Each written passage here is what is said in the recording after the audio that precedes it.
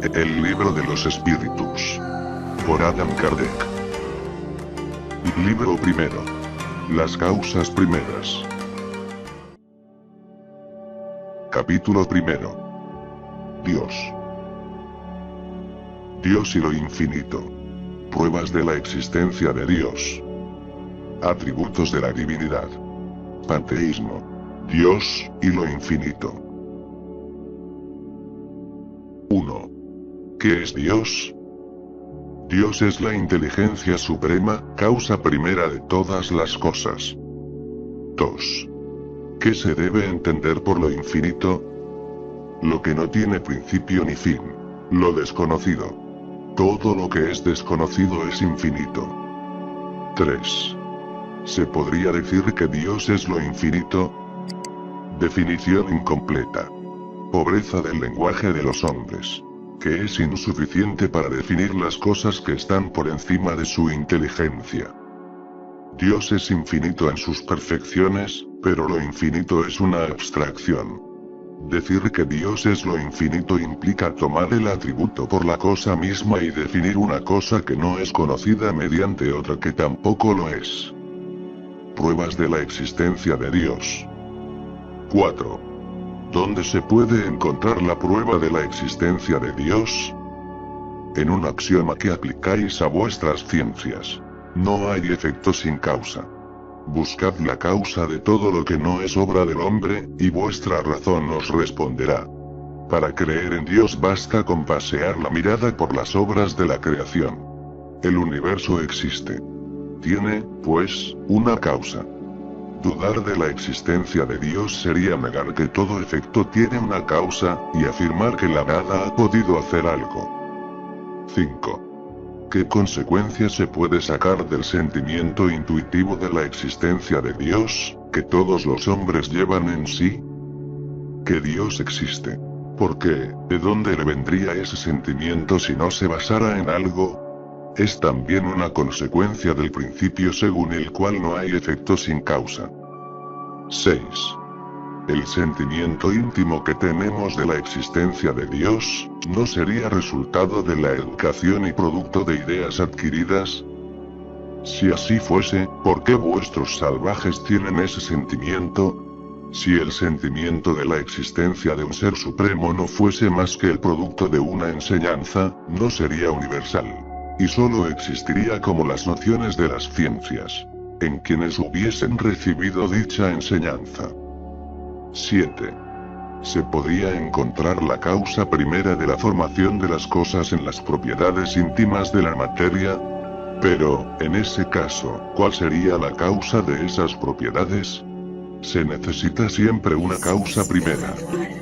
Atribuir la formación primera de las cosas a las propiedades íntimas de la materia sería tomar el efecto por la causa, pues esas propiedades también son un efecto que debe tener una causa. 8. ¿Qué pensar de la opinión que atribuye la formación primera a una combinación fortuita de la materia? Dicho de otro modo, al acaso. Otro absurdo. ¿Qué hombre provisto de buen sentido consideraría al acaso como un ser inteligente? Además, ¿qué es el acaso? Nada. La armonía que regula las energías del universo pone de manifiesto combinaciones y miras determinadas y, por eso mismo, revela un poder inteligente. Atribuir la formación primera al acaso sería una falta de sentido, pues el acaso es ciego y no puede producir los efectos de la inteligencia. Un acaso inteligente ya no sería acaso. 9. Donde se ve, en la causa primera, una inteligencia suprema y superior a todas las inteligencias. Tenéis un proverbio que dice: por la obra se conoce al autor. Pues bien, mirad la obra y buscad a su autor. El orgullo engendra la incredulidad. El hombre orgulloso no quiere nada por encima de él, y por eso se llama a sí mismo espíritu fuerte. Pobre ser, a quien un soplo de Dios puede abatir. El poder de una inteligencia se juzga por sus obras. Ningún ser humano puede crear lo que la naturaleza produce. Por consiguiente, la causa primera es una inteligencia superior a la humanidad. Sean cuales fueren los prodigios realizados por la inteligencia humana, esta inteligencia también tiene una causa, y cuanto más grande sea lo que ella realice, tanto más grande será la causa primera. Esa inteligencia superior es la causa primera de todas las cosas, independientemente del nombre con el cual el hombre la designe. Atributos de la divinidad. 10. ¿El hombre puede comprender la naturaleza íntima de Dios? No. Le falta un sentido. 11. ¿Será algún día dado al hombre comprender el misterio de la divinidad? Cuando su espíritu ya no esté oscurecido por la materia, y por su perfección, se haya acercado a la divinidad, entonces la verá y la comprenderá. Debido a la inferioridad de sus facultades, el hombre no puede comprender la naturaleza íntima de Dios. En la infancia de la humanidad, suele confundirlo con la criatura, cuyas imperfecciones le atribuye. Pero a medida que el sentido moral se desarrolla en él, su pensamiento penetra mejor en el fondo de las cosas y se forma una idea de Dios más justa y más conforme a la sana razón, aunque siempre incompleta. 12.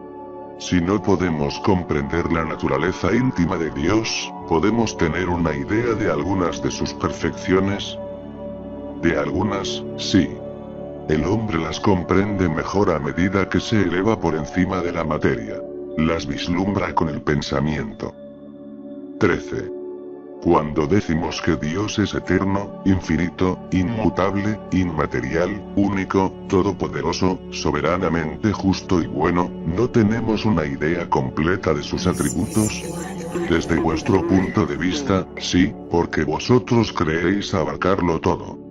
Sin embargo, sabed que hay cosas por encima de la inteligencia del más inteligente de los hombres, para las cuales vuestro lenguaje, limitado a vuestras ideas y sensaciones, carece de expresiones.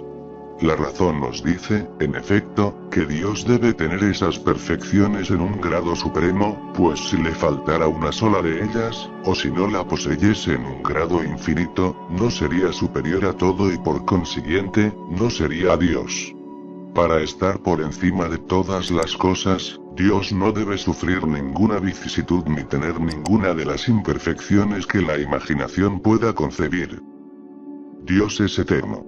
Si hubiese tenido un principio habría salido de la nada, o bien habría sido creado por un ser anterior. Así, de grado en grado, nos remontamos a lo infinito y a la eternidad. Es inmutable. Si estuviese sujeto a cambios, las leyes que rigen el universo no tendrían ninguna estabilidad. Es inmaterial. Esto significa que su naturaleza difiere de todo lo que llamamos materia. De otro modo no sería inmutable, pues estaría sujeto a las transformaciones de la materia. Es único. Si hubiese muchos dioses no habría unidad de miras ni unidad de poder en el ordenamiento del universo. Es todopoderoso. Porque es único. Si no tuviese el poder soberano, habría algo más poderoso que él o tan poderoso como él.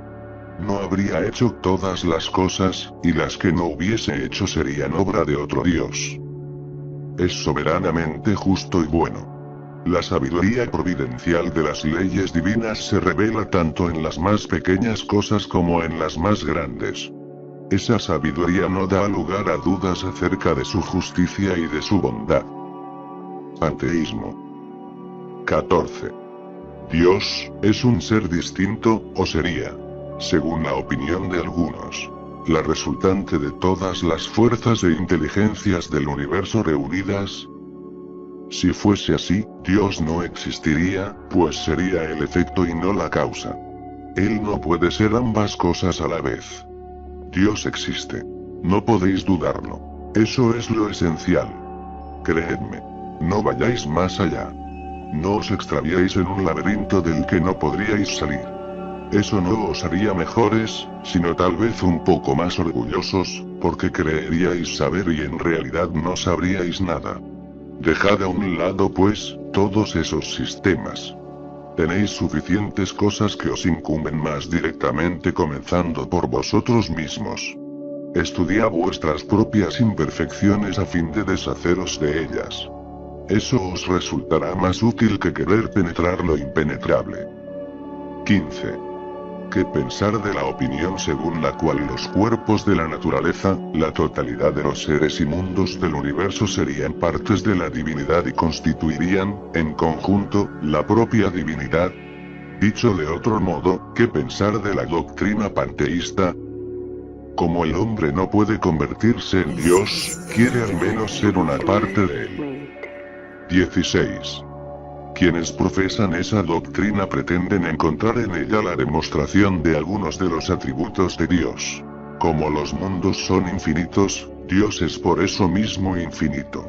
Como el vacío o nada no existe en ninguna parte, Dios está en todas partes.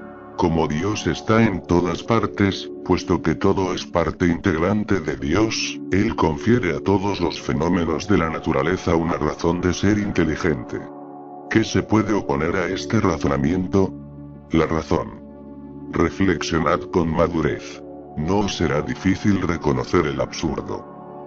La doctrina panteísta hace de Dios un ser material que, aunque dotado de una inteligencia suprema, sería en mayor dimensión lo que nosotros somos en pequeño.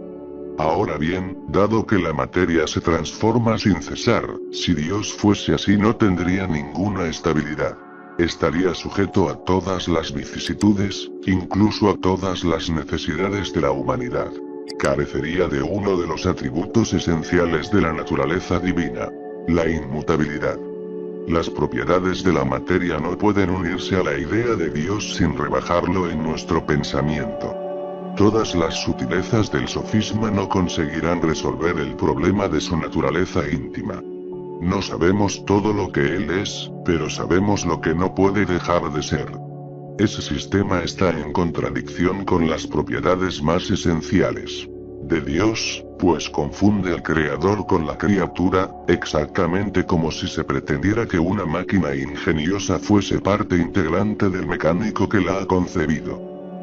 La inteligencia de Dios se revela en sus obras como la de un pintor en sus cuadros.